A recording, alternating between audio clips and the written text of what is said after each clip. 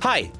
VRoidstudio is a free-to-use software that you can get on Steam or through their website, and you can use it to make 3D VTuber models for streaming, VR chat, and anything else that you want to put your mind to. When you open VRoidstudio, it'll start up in light mode, but you can switch it over to dark mode unless you're one of those weird people that likes light mode. Upon opening the app, you'll notice that there are some free models for you to use in the sample section at the bottom. At the top, you'll be able to make a model from scratch.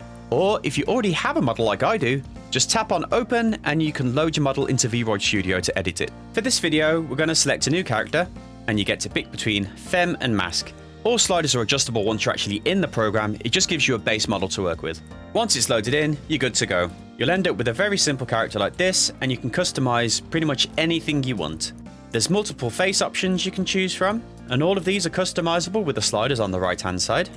You can even add the trademark anime snaggletooth. As well as the face sets, you can customize everything individually. Eyebrows, eyes, and you get multiple hairstyles to choose from, and also customize as you please. You can also change the hair color to whatever you want using the selectors on the right hand side. This also includes the highlights for the shimmer. Once you're happy with the face, you can start at the body parameters. You can use the sliders on the right to customize how the character looks. And when you're happy, you can start working on outfits. There are a lot of pre-made outfits that you can use built into Vroid itself. And again, with the sliders, all of this is customizable. And if you click edit texture, you can even color in or import designs that have been pre-made by other people from places like Booth. Not only does Booth have various outfits you can put on your character, some free, some you have to pay for, but they also have other textures such as eyes, lipsticks, and also skin textures to give your character a completely different look.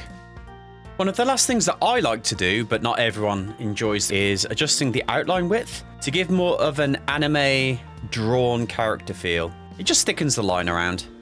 When you're happy with your design, all you have to do is tap on the burger, save as, and it will give you a pop-up to save your model as a .vroid file. You can use this to edit your model anytime you want. When it's time to actually export your model, tap on the little icon up here and select Export as VRM. Deselect this and this. If you do not, certain things for customizing your model in other applications won't work. Hit Export, enter the info, and export. Then, just open up in something like VC Face, and you're good to go.